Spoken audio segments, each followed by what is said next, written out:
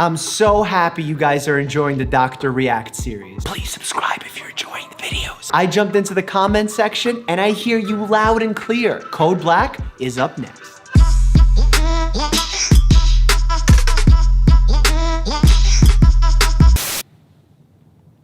An influx of patients so great. At the different hospitals that I worked, there were different definitions of code followed by a different color. For example, code blue generally meant that someone's heart stopped or they weren't breathing. Rapid response meant something. Code pink sometimes meant that a baby was abducted from the newborn nursery. Code black generally referred to like a terrorist threat or some kind of crime going on. I've never heard this type of definition from this show, but it does make sense. Hospitals get overcrowded, especially in busy areas like Los Angeles. I'm excited to watch this. Your mama knows when you're lying, crying, or dying. And it's not only my job to teach you right from wrong, but to make sure you don't leave here in 3 years thinking you can do no wrong. One of the biggest things you have to do as a doctor is learn that there's a lot you can do wrong. I'm talking about over-treating, over-diagnosing patients. That's truly a health hazard that most people don't even think about. So I love this nurse, and frankly, I love this actor, so I'm super excited to see him in the show. The most famous strip of hospital real estate in the nation, where emergency medicine was born, where the Secret Service preserves a trauma bed for the President of the United States when he is in Los Angeles. This is Trauma One, Angels Memorial. You are not, under any circumstances, allowed to kill a guest in my house. I love this orientation. This is so good. What the hell's a homeboy drop-off? Gangbangers leave the wounded on the sidewalk. I've worked in numerous hospitals where the ER was in a part of town where there was a lot of gang-related activities, and literally people would walk into the hospital or get thrown out of a car with a gunshot wound. And there was one time I literally got a patient that crawled into the emergency room bleeding from his femoral artery. So I had to grab a glove, stick my finger into his femoral artery and pull him to the bed and get the whole process started with the trauma team. I remember that because my hands were so covered in blood, at least up to my elbows, that I was like, oh man, I have to wash this off really quickly because that's the first step of infection control is to wash your hands. I left the trauma scene in the trauma bay and walked to one of the nearest sinks to wash my hands properly because the situation was being taken care of by a lot of doctors. And then I realized I was tracking blood all across the hospital. So the maintenance staff looked at me with these angry eyes and I was like, I'm so sorry, I didn't mean to make a mess. But literally they had to clean up my bloody footsteps that traveled halfway across the hospital to go wash my hands. It's part of life. It's scary, but it's part of life. Gunshot wound to the neck, obliterated carotid. He's lost half his volume here. Jesse, we gotta get him out of here. Just get the gurney underneath him, please. All right, you get over there on the other side and push with both legs. 1, 2, 3, go! So this is very realistic. I know it looks like they're being rough and they're kicking the patient out of the SUV, but that's true because you literally have seconds before the person completely bleeds out and dies, especially from the carotid artery. Plugging the wound obviously is the first step, so they're doing a great job. I'm assuming they still feel a pulse because they said that the artery was still wiggling. So right now, the most important thing is to fluid resuscitate this person, meaning to give as much fluids as you can with 2 large bore IVs. Large bore meaning thick IVs so they can deliver a lot of fluids very quickly. And then it's to obviously give them blood back, donated blood that we have in the hospital from the blood bank, and give them as much blood as we can in a short period of time. Look at his pulse, doctor. This man's heart needs assistance. Stop compressing until you can intubate. You got it? Yeah. Who can tell me why this patient cannot be transfused with type and cross-matched blood? Anyone? Because it takes time to type and cross someone's blood. So therefore you want to give them blood that's universally considered donor blood, which is O negative blood. I need a hero. Come on. Come on, let's go find you an attending to annoy. Honestly, this is so accurate because at times the hospital's busy. You have to find a doctor to shadow or learn from or follow around. And it is sometimes unorganized like this, especially when it gets busy. What's your name? Ariel. Ariel. I'm Dr. Warish, and the truth is we don't know why your father's unconscious and I can't learn anything out here in the dark. So with your permission, I want to take him inside. And I promise you, I will tell you everything I know as soon as I know it. Okay? Very good doctor-patient relationship. I found myself very often in the emergency room having very serious conversations like that, and I found like that yields the best results. So even in dire situations when a family is hysterical like that, the more honest I was with them, and I was brutally honest at times, saying that these treatments aren't gonna help your father, mother, whoever I was talking about at the time, and I would apologize. I would say, I'm sorry I'm being brutally honest right now, but I want you to make the best decision with the limited amount of time we have. And people respected that, they appreciated that, because in reality, nobody wants them to lie to them. Nobody wants false promises. What's your evaluation, doctor? Patient unconscious, low BP, warm extremities, he's in spinal shock. No additional examination. It's pretty textbook. Pretty textbook, huh? Yeah. Okay, what about you, Dr. Textbook? The way that this attending is teaching while trying to actively save the patient's life is very accurate. Like, I feel like I'm in the hospital as a resident learning. It's very accurate. This is exactly how it happens. She's not giving the patient worse care, but she's also educating with pressure in a time-sensitive situation to the residents. Excellent, excellent recreation. 654 is normal brain function, 111 is the lowest. He's brain dead. That poor kid. He was confused that I didn't understand him. Yes. Called expressive aphasia. It's word salad. Sounds right to him, but the words come out all tossed around. Yeah, expressive aphasia is really interesting. It's also known as Broca's aphasia, and that happens if you have damage to the left frontal area of your brain. So that can happen in car accidents, it can happen in traumatic illnesses, also strokes. Basically what happens is, in your mind, you know what you want to say, and you think you're saying the right words, but when it comes out, you're saying completely different words.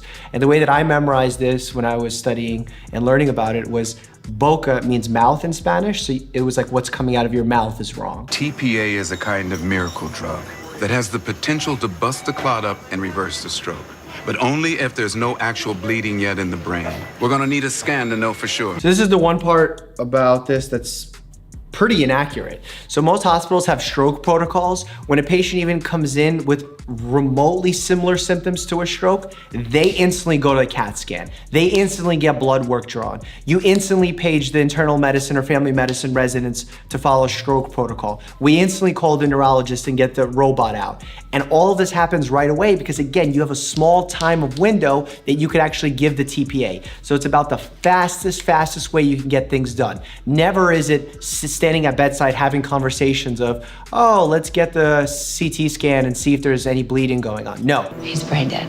Oh, God. And she's all alone until tomorrow.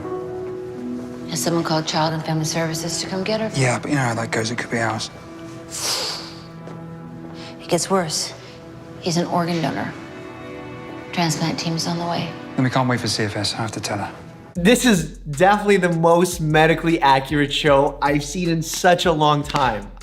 I don't know why I'm getting excited about it, but it's very accurate. These conversations happen in this matter. The father died, Ariel. Well, technically, it's a brain death. So he's not dead? No, that's... What I mean is, machines are keeping his body in a state of...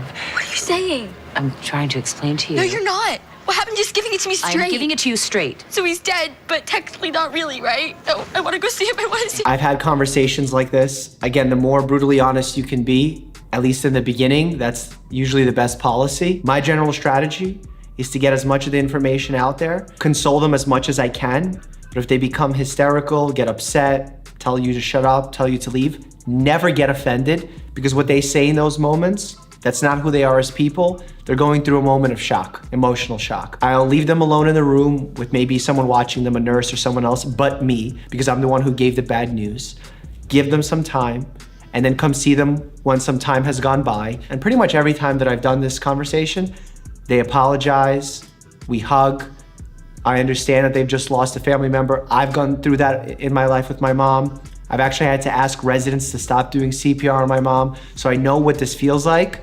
And sometimes people just need a moment to themselves. They need to not see the person who just gave them the bad news. So it's okay to be the bad person. Leave, come back. Transplant team's en route. I want to tell you how fabulous you look right now. I do? No, I want to tell you that, but then it'd be a lie. You look like you've been strapped to the bow of a ship. So That's true.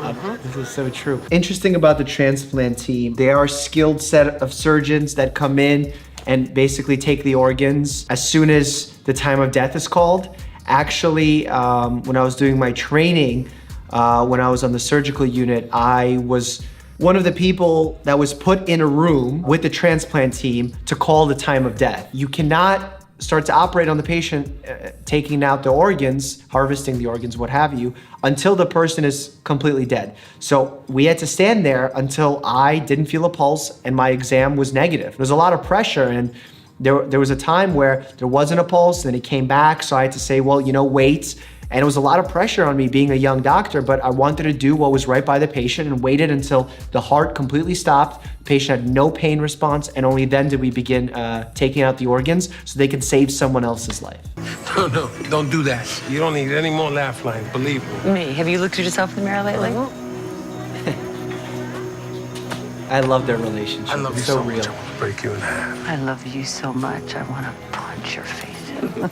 There was a recent article whether or not it's okay for doctors to hug patients and other coworkers. And I thought it was insane, because if we're gonna get to the state of where we're not allowed to make physical contact with people, humans crave physical contact. I'm not talking about inappropriate physical contact. I'm talking about moments like that where you need encouragement, where you need a hug. Even most recently, I had like an 84-year-old patient that was going through a difficult moment in her life, and I spent an hour with her on a visit. We talked about all the things going on. We treated her medical conditions. She became very emotional and cried and asked for a hug. Of course I'm gonna hug her. The worst part is the headache.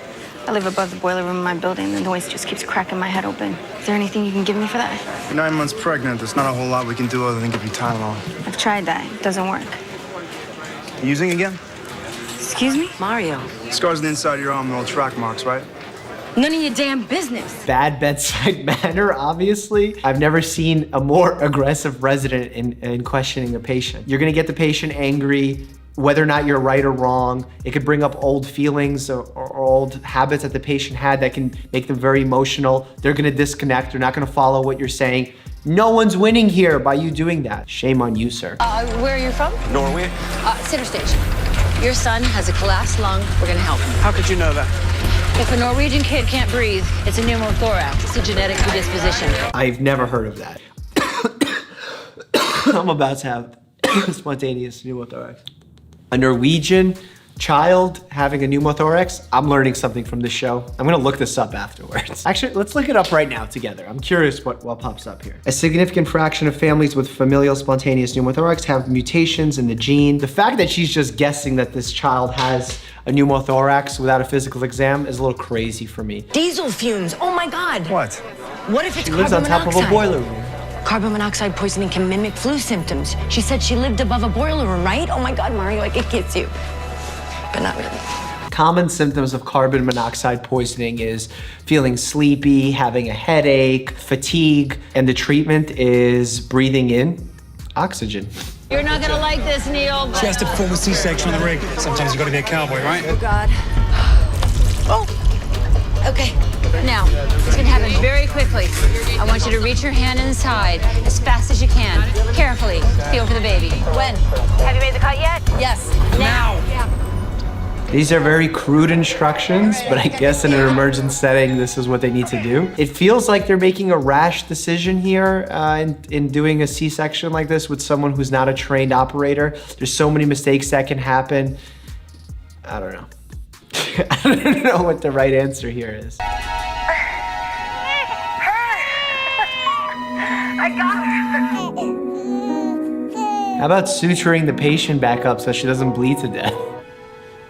Hi. I'm Vanessa.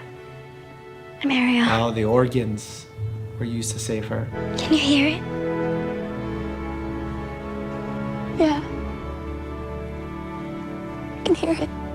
Powerful moment when you know you had to lose your father, but it saved another person's life. Code Black in the books. This show pleasantly surprised me. I feel like all the other shows I've watched so far were written by a Hollywood person and then a doctor contributed some medical knowledge to it. As opposed to this one, it felt like it was written by a doctor and then a Hollywood person injected some drama into it. It was a good show. I mean, it was feel good, it was medically accurate where it needed to be, the interpersonal relationships were accurate. I'm excited for the show. I think it has a lot of potential. And if you guys like this show, please let me know. Give me some episodes to watch because I'm so down to watch more of Code Black. Go ahead and smash that subscribe and like button down below. As always, stay happy and healthy.